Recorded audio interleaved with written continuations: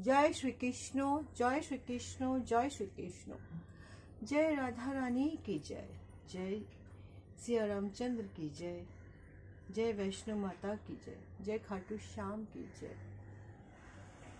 आज আমি শ্রীমদ্ ভগবদ গীতা তৃতীয় অধ্যায় কর্মযোগ শ্লোক 42 পাঠ করছি। इंद्राणी पराणी आहु इंद्रभ्यसो परम मनः मनसः तु परः बुद्धि यः बुद्धे परतः तु सा। অনুবাদ, স্থূল জড় পদার্থ থেকে ইন্দ্রিয়গুলো শ্রেয়, ইন্দ্রিয়গুলো থেকে মন শ্রেষ্ঠ, মন থেকে বুদ্ধি শ্রেষ্ঠ, আর আত্মা সেই বুদ্ধি থেকেও শ্রেষ্ঠতম। जय श्री कृष्ण, जय श्री कृष्ण, जय श्री कृष्ण। श्लोक 43। एवं बुद्धे परम बुद्धवा संभयः आत्मना जहि शत्रुनं महाभयो कामरूपम दुरासदम। অনুবাদ, এখানে শ্রীকৃষ্ণ অর্জুনকে বলছেন সম্বোধন করে, হে মহাবীর, নিজেকে জড়, ইন্দ্রিয়, মন ও বুদ্ধির অতীত জেনে সেই আত্মাকে বুদ্ধির দ্বারা মনকে স্থির করো এবং এইভাবেই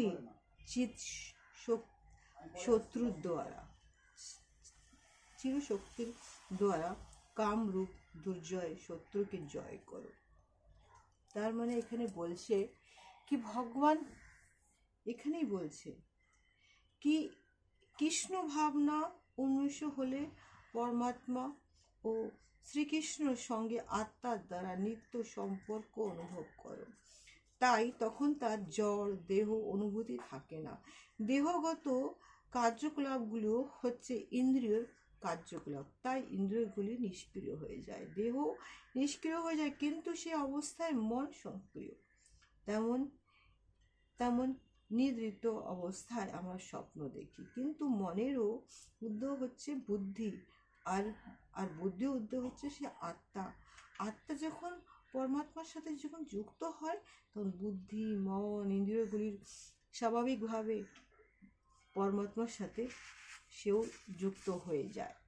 সেটাই হচ্ছে এই যে তৃতীয় অধ্যায়, এটাই হচ্ছে মেন অর্থ কর্মযোগের। আজ শ্রীমদ্ ভগবদ গীতার তৃতীয় অধ্যায় কমপ্লিট হয়ে গেল। এরপরের থেকে আমরা চতুর্থ অধ্যায় জ্ঞান যোগ পড়ব। আজ আমি এখানে আবার করে স্মরণ করাতে চাই কি, আমার এই শ্রীমদ্ ভগবদ গীতা পড়ার একটাই উদ্দেশ্য, যেই লোকেরা, যেই অনেক আছে আমার বাবাদের মতন, আমার মার মতন, আমার বাবার মতন, যারা শ্রীকৃষ্ণকে ভালোবাসে, তারা গীতার জ্ঞান পেতে চায়, কিন্তু তারা সেটাকে অনেক সময় গীতা পড়ে বুঝতে পারে না, ইয়া ফির পড়ার সময় পায় না।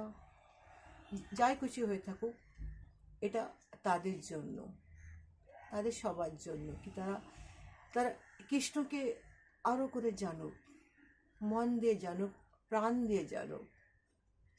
শ্রীকৃষ্ণ হচ্ছে আত্মার পরমাত্মা, সে তো রাজা, সে তো পরম রাজা। জয় শ্রীকৃষ্ণ। আমরা যখন দেহ ত্যাগ করে যখন চলে যাই না, সেই কৃষ্ণর কাছেই যাই আমরা। আর সেই কৃষ্ণ সেই সিংহাসনে বসে থাকে, রাজা হয়, আর আমরা চুপ করে আত্মারূপী শরীর নিয়ে চুপচাপ বসে থাকি।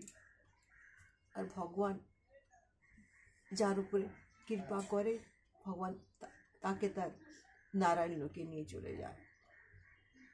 এটা সত্য প্রমাণ, এটা কোনো মিথ্যা না, এটা সত্য প্রমাণ। এই জন্য ভগবানের চরণে যাওয়ার জন্য কৃষ্ণকে ডাকো, শুধু কৃষ্ণই আমাদেরকে উদ্ধার করবে। জয় শ্রীকৃষ্ণ, জয় শ্রীকৃষ্ণ, জয় শ্রীকৃষ্ণ।